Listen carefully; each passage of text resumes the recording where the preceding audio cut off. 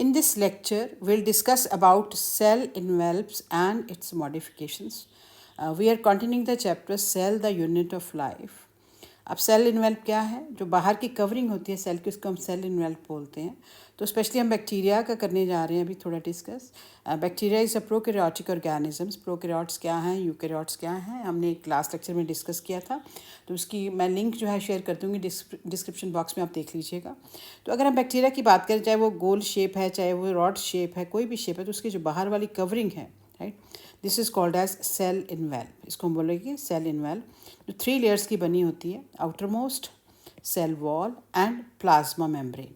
Outer most को हम ग्लाइकोकेलेक्स भी बोलते हैं. ग्लाइकोकेलेक्स इसलिए कि उसमें ज़्यादातर क्या है, शुगर चेन्स हैं जिनको हम बोलते हैं कार्बोहाइड्रेट्स. उनके जो मेम्ब्रेन के साथ इंटरेक्शन होता है जिसमें प्रोटीन्स या लिपिड्स हैं, तो इस पूरे शीट को हम बोल देते हैं ग्लाइकोकेलेक्स, राइट. सो ये जो तीनों लेयर्स हैं जो अंदर की जो स्ट्रक्चर है उसको प्रोटेक्ट करते हैं. तो हम यहाँ पे डायग्राम में देखेंगे स्टेप बाय स्टेप. तो यहाँ पर हम देखते हैं कि ये हमने बैक्टीरिया की आउटर कवरिंग बनाई हुई है, ठीक है. अब ये जो बाहर की कवरिंग है इसके आसपास, यहाँ तो ये जैसे ग्रे वाला दिखाया है म्यूसिलेज हो सकता है. Mucilage is comparatively loose sheet होता है, या ये टफ़ भी हो सकता है, रफ एंड टफ़. तो तब इसको हम कैप्सूल बोलते हैं. तो इसका ये जो पूरी अंदर ये जो पतली सी लेयर हमें दिख रहे हैं, ये प्लाज्मा मेम्ब्रेन है, ये वाली जो सिलेक्टिवली परमेबल भी होती है. तो ये जो पूरी कवरिंग है, राइट, इसको हम बोलते हैं पूरा इसका जो आउटर कवरिंग है सेल का, cell wall, plasma membrane and ये जो स्लाइम कैप्सूल, ये कैप्सूलर कवरिंग है या म्यूसिलेज कवरिंग है. सो इसका जो केमिकल कंपोजिशन है, this is made up of peptidoglycan, this is made up of acetyl glucosamine, acetyl muramic acid, ठीक है. और इसमें होते हैं जैसे अमीनो एसिड, मान लीजिए 4 या 5 ऐसे मिल गए और एक चेन सी बन जाती है, हम बोलते हैं पेप्टाइड चेन. तो ये सारा उसका पार्ट है, इसको हम पेप्टाइडोग्लाइकन बोलते हैं. और ये पूरी कवरिंग को हम ग्लाइकोकेलेक्स बोलते हैं. अब अंदर हमने कहा कि प्लाज्मा मेम्ब्रेन है. अब इसका काम है कि जो चीज़ें सिलेक्टिवली कुछ जो अंदर आनी है या आएंगी, नहीं आएंगी तो नहीं आएंगी. अब इसके ऊपर भी ऐसे रेस्पिरेटरी एंजाइम एसोसिएटेड है, जैसे हम नेक्स्ट डायग्राम में यहाँ देख सकते हैं, ये रेस्पिरेटरी एंजाइम्स हैं. इनका काम है रेस्पिरेशन में मदद करना. तो अगर हम ये बाहर वाली वॉल देखें, इसका काम होगा बैक्टीरिया के अंदर जो भी स्ट्रक्चर है उसको प्रोटेक्ट करना और एक पर्टिकुलर शेप भी देना. अगर ये राउंड होगा तो ये ऐसे होगा, अगर ये ऐसे रॉड शेप होगा तो ऐसे होगा. तो ये उसको शेप भी देता है, प्रोटेक्शन भी देता है, प्लस इसको जो पूरा इंटरनल स्ट्रक्चर है उसको मेटाबॉलिक एक्टिविटीज़ में भी मदद करता है. तो ये जो प्लाज्मा मेम्ब्रेन है, यहाँ पर हम देखेंगे कि इसकी इनफोल्डिंग नज़र आ रही है, तो इनको हम मेसोसोम बोलते हैं. So what are mesosome? Basically when plasma membrane infolds inside, and ये जो इनफोल्डिंग्स हैं they can be in the form of vesicles, tubules and lamellae, right. So ये मेसोसोम बनाते हैं. मेसोसोम का काम होता है कि जब ये बैक्टीरिया 2 में डिवाइड होता है, जो सेप्टा फॉर्मेशन है उसमें मदद करना, secretion of intracellular substances from inside to outside, mean अंदर से कोई बाहर जाना है, या जब डीएनए रेप्लिकेट होता है उनको सेपरेट करना, सेपरेशन ऑफ रेप्लिकेटेड न्यूक्लियोइड. तो वो अभी हम डिस्कस करेंगे न्यूक्लियोइड क्या है. तो ये जो बैक्टीरिया का हो गया, पहले सेल वॉल हो गया, फिर प्लाज्मा मेम्ब्रेन हो गया, फिर आउटर मोस्ट कवरिंग हो गया स्लाइम कैप्सूल, या म्यूसिलेज कवरिंग हो सकती है, ये अभी हमने डिस्कस कर लिया. अब बैक्टीरिया जो है अगर वो मूव कर सकते हैं तो हम बोलेंगे मोटाइल, अगर नहीं कर सकते हैं तो हम क्या बोलेंगे, नॉन मोटाइल. अब जो मूव कर सकते हैं वो मूव करेंगे with the help of special structures called as flagella, ठीक है. अब हम फ्लैजेला के बारे में डिस्कस करेंगे. तो यहाँ पर हम देखेंगे कि ये जो आपको दिख रही है स्ट्रक्चर्स बैक्टीरिया के ऊपर, यहाँ पर ऐसे करके, इसको हम फ्लैजेला बोलते हैं. फ्लैजेला की बेसिकली 3 चीज़ें हैं. ये बेसल बॉडी होगी, ये हुक लाइक स्ट्रक्चर हो गया, और ये इसका लंबा सा फिलामेंट हो गया, ठीक है, थ्रेड लाइक. तो इसको मूवमेंट में मदद करता है, basically made up of filament, hook and basal body. तो जो मूव कर सकेंगे उनमें फ्लैजेला होंगे, जो नहीं कर सकेंगे उनमें नहीं होंगे. इसके अलावा इसके ऊपर यहाँ पर हम देख रहे हैं, ये रेड कलर का मैंने दिखाया है, इनको हम बोलते हैं पिल्लाई. हेयर लाइक स्ट्रक्चर्स हैं और ये प्रोटीन पिल्लन की बनी होती हैं. एक प्रोसेस है बैक्टीरिया में, जब उसमें कंजुगेशन होता है रिप्रोडक्शन में, एक बैक्टीरिया दूसरे बैक्टीरिया में ब्रिज बनता है ऐसे करके, तो वो जो कैनाल बनती है कंजुगेशन कैनाल, पिलाई उसको बनाने में मदद करते हैं. सो पिलाई can be present, right, which help in conjugation process. और कुछ बैक्टीरिया हैं जिनके आसपास ऐसे हेयर लाइक आउटपुट आपको यहाँ नज़र आ रही है ऐसे करके. अब ये जो पिलाई है या पाइलस होता है सिंगुलर, पिलाई प्लूरल है, और ये फ्लैजेलम सिंगुलर है, फ्लैजेला प्लूरल है वर्ड. और ये जो ऐसे आपको धागे से नज़र आ रहे हैं इसको हम फिम्ब्राई बोलते हैं, राइट. तो ये small bristles like fibres sprouting out of the cell, these are called as fimbriae. अब इनका काम है, कभी जैसे बैक्टीरिया जो जैसे पहाड़ों पे आपको मिलते हैं या नदियों में मिलते हैं या कोई किसी और जगह चिपकना है इनको, तो that will be with the help of this fimbriae, right. Rocks के ऊपर, स्ट्रीम्स के ऊपर या कोई होस्ट टिश्यूज़ के ऊपर इनको अटैच होना है, that can be with the help of fimbriae, right. So 3 structures यहाँ हो सकती हैं। फ्लैजेला मूवमेंट में मदद कर रही हैं, पिलाई पिलन प्रोटीन की बनी है जो कंजुगेशन प्रोसेस में मदद करती हैं, फिमरॉय जो है इनको अटैचमेंट में मदद करती हैं।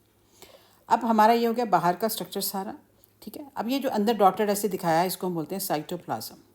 तो ये सेमी फ्लूइड होता है, जैसे हमने कभी जेली खाई है, just like that. Complex aqueous fluid mean थोड़ा तरल पदार्थ है, semi fluid, ground substance, matrix भी बोलते हैं।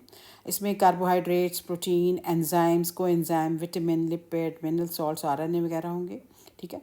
लेकिन क्योंकि ये प्रोकैरियोट है तो इसमें कोई भी सेल ऑर्गेनेली नहीं है, तो यहाँ पर हम देख रहे हैं ये रेस्पिरेटरी ऐसे एंजाइम्स पड़े हुए हैं इसके ऊपर। तो ये हो गया इसका बाहर का स्ट्रक्चर एंड साइटोप्लाज्म के बारे में। तो अब हम जो है डिस्कस करेंगे कि इसके अंदर ये देख लीजिए पहले, फिर हम बाकी चीज़ें डिस्कस करते हैं।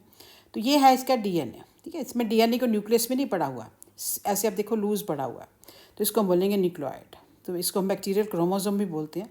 सो न्यूक्लियस नहीं है, नेकेड डीएनए है, ठीक है। उसकी एक पर्टिकुलर लेंथ होती है, इसमें पड़ा हुआ है, ऐसा डीएनए पूरा कंट्रोल करता है इसको। सम टाइम डीएनए के अलावा डीएनए अपना इंडिपेंडेंटली रेप्लिकेट करेगा। रेप्लिकेट का मतलब होता है कार्बन कॉपीज ऑफ डीएनए, ठीक है। तो यहाँ पे एक सर्कुलर डीएनए पड़ा होता है जिसको हम बोलते हैं प्लाज्मिड, इसको हम बोलते हैं एक्स्ट्रा सर्कुलर डीएनए, ठीक है। तो ये भी इंडिपेंडेंटली ये अपना रेप्लिकेट करती हैं, डीएनए ये वाला जो है अपना रेप्लिकेट करता है। तो ये थोड़ा बैक्टीरिया के बारे में होगा, ये साइटोप्लाज्म होगी, ठीक है, राइट। इसका न्यूक्लियोटाइड जैसे हमने भी बोला था ना कि रेप्लिकेशन होगी, तो ये मीजोसोम, मान लीजिए 2 डीएनए बन गए ऐसे करके, तो ये मीजोसोम इसको सेपरेट करने में मदद करेगा और एक बैक्टीरिया से 2 बैक्टीरिया बन जाएंगे। मीजोसोम उनको सेपरेट करने में भी मदद करता है। अब आपको क्लियर हो गया व्हाट इज़ न्यूक्लियोटाइड। जो डीएनए लूज पड़ा हुआ है उसको हम न्यूक्लियोटाइड बोलते हैं, ठीक है। अब बैक्टीरिया को जब हम स्टेन करते हैं, ठीक है, तो जो पहले स्टेन किया था हंस क्रिस्टाइन ग्राम ने किया था इन 1884 में, तो उसने देखा कि कुछ बैक्टीरिया जो है उन्होंने स्टेन ले लिया, वो पर्पल हो गए, और कुछ नहीं जो आए उनको हम फिर से स्टेन करेंगे तो पिंक कलर आ जाता है। तो जो जिनमें पर्पल कलर आ गया हम बोलेंगे ग्राम पॉजिटिव, जिनमें नहीं आया उनको हम बोलेंगे ग्राम नेगेटिव। अब ये जो बैक्टीरिया की स्टेनिंग प्रोसीजर से हमने क्लासिफिकेशन की है, that is of 2 type, gram positive and gram negative.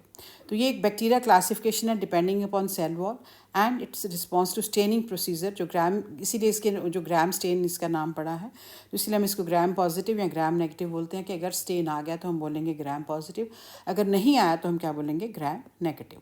तो दोनों के फ़र्क क्या है, दोनों के बैक्टीरिया में अगर हम देखें फ़र्क क्या है। अब जो बैक्टीरिया जिनमें पॉजिटिव आ गया उनको हम बोलते हैं ग्राम पॉजिटिव बैक्टीरिया, ठीक है।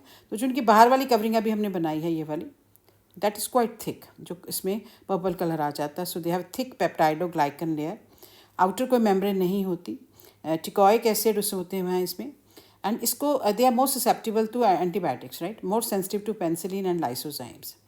So they are simple structure, less resistant to antibiotics. इसकी एग्जाम्पल्स हैं Staphylococcus aureus, Streptococcus pneumoniae and Bacillus species.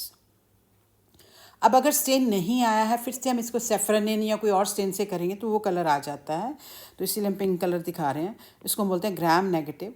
अब इनकी जो वॉल है वो थिन होती है, ठीक है। सेफ्रनिन से हमने दोबारा स्टेन किया था इसको, ठीक है। अब थिन इसकी पेप्टाइडोग्लाइकन लेयर है, आउटर मेम्ब्रेन इसमें प्रेजेंट है, which is made up of lipopolysaccharide. Lipo mean lipids, polysaccharide mean sugar chains. So this can trigger strong immune responses, mean immunity ज़्यादा बढ़ती है. This is more resistant to antibiotics. Antibiotic को resist करता है ये।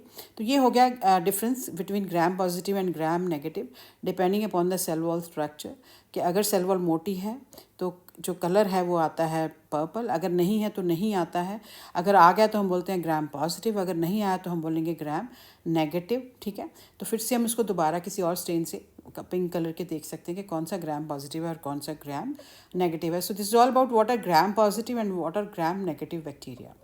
अब हम नेक्स्ट इसमें हमने डिस्कस कर लिया सेल वॉल के बारे में सारा।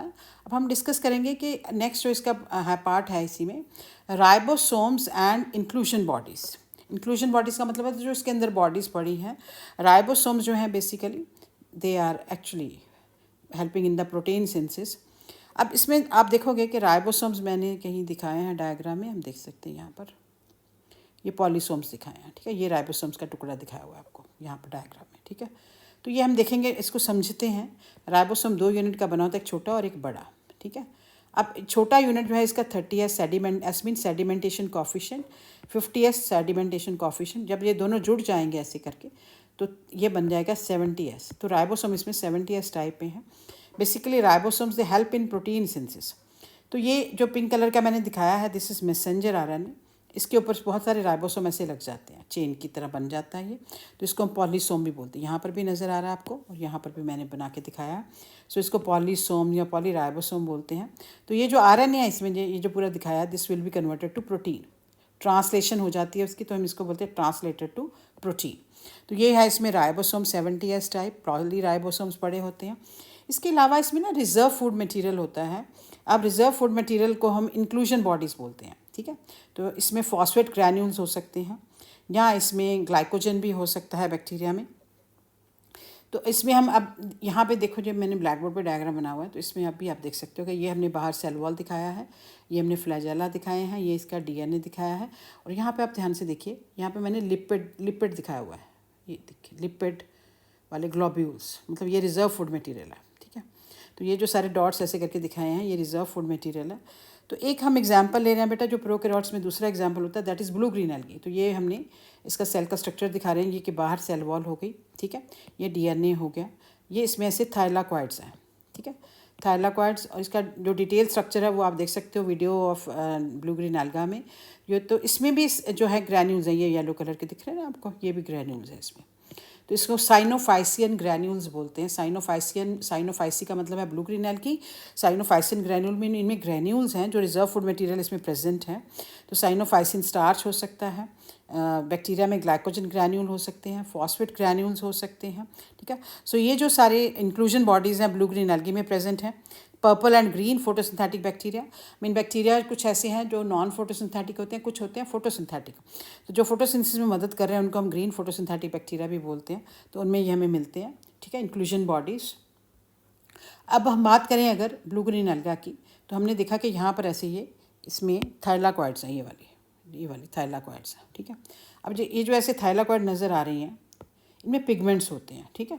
तो इनमें जैसे अगर हम देखें जितने भी ग्रीन प्लांट्स हैं उनमें होते हैं, मैं लिख के बताती हूँ आपको, उनमें होते हैं क्लोरोप्लास्ट। लेकिन यहाँ पर हम देखेंगे, यहाँ पर क्या प्रेजेंट है, क्रोमैटोफोर्स। क्या प्रेजेंट है, क्रोमैटोफोर्स। यहाँ पे क्लोरोप्लास्ट नहीं है, क्रोमैटोफोर्स हैं जिनमें पिगमेंट्स होते हैं, ठीक है। तो इनमें कौन कौन से पिगमेंट होते हैं ये हम थोड़ा देख लेते हैं।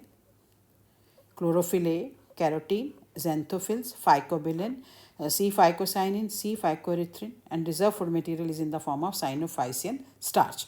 तो इसकी वजह से, क्योंकि इसमें क्रोमैटोफोर्स हैं, तो ये जो एरिया होता है ना ब्लू ग्रीन एल्गी का, ये बाहर वाला एरिया, ये कलर्ड होता है, तो इसको हम बोलते हैं क्रोमोप्लाज्म। क्या बोलेंगे, क्रोमोप्लाज्म। और ये जो सेंटर वाला होता है इसको सेंट्रोप्लाज्म बोलते हैं, जो हाईलाइन मीन थोड़ा कलरलेस होता है। अब थाइलाकॉइड में कौन से होते हैं हमारे पास, जैसे कि सेल ऑर्गेनालिस, क्लोरोप्लास्ट नहीं है, क्या प्रेजेंट है, क्रोमैटोफोर्स जिनमें पिगमेंट होते हैं। अब बैक्टीरिया और ब्लू ग्रीन एल्गा दोनों में हम देखेंगे कि गैस वैक्यूल्स होते हैं, गैस वैक्यूल्स। यहाँ पर मैंने दिखाया ये गैस वैक्यूल, आप देख सकते हो, ठीक है। जैसे ब्लू ग्रीन एल्गा पानी में मिलता है, या कुछ एक्वाटिक बैक्टीरिया भी हैं जो पानी में मिलते हैं, तो उसको फ्लोट करने में या तैरने में मदद करते हैं। So that is called as buoyancy control. तो गैस वैक्यूल में गैस भर जाती है, जो इसको लाइट, गुब्बारे की तरह ये लाइट हो जाएगा। तो गैस वैक्यूल इसको उसमें फ्लोटिंग करने में या तैरने में मदद करते हैं। तो ये डायग्राम जो है ब्लैक बोर्ड की है, तो आपने क्लियर डायग्राम भी देख लिया है, ये ब्लैक बोर्ड में भी देख लिया आपने कि यहाँ पे ग्रैन्यूल्स एक्चुअली दिखाए हुए हैं, ये वाले जो रिजर्व फूड मटेरियल है। यहाँ पर ऐसे, ये आप यहाँ पर भी देख सकते हैं कि ऐसे रिजर्व फूड मटेरियल दिखाया हुआ है। मीन जो रिजर्व फूड मटेरियल का मतलब होता है कि जो फूड नहीं चाहिए वो स्टोर हो जाता है, जब चाहिए होगा that will be used. So ribosomes किस में मदद कर रहे हैं, प्रोटीन सिंथेसिस में। तो ये था ribosomes and inclusion body. Inclusion body mean जो भी रिजर्व फूड मटेरियल है, क्योंकि प्रोकैरियोट्स में बैक्टीरिया भी आ जाते हैं, ब्लू ग्रीन एल्गा भी आ जाते हैं, तो हमने वो पूरा डिस्कस कर लिया। बाकी ब्लू ग्रीन एल्गा का अगर आपको डिटेल जैसे आपको पूरा स्टडी करना है, तो उसके लिए अलग से जो वीडियो बनाई हुई है, तो उसके लिए मैं लिंक शेयर कर दूंगी आपको डिस्क्रिप्शन बॉक्स में। So this is all about, जो हमारा टॉपिक था आज का, cell envelope and its modifications, then ribosomes and inclusion bodies. If you have any questions, please ask me in the comment box. If you like my video, please like, share and subscribe. Thank you for watching.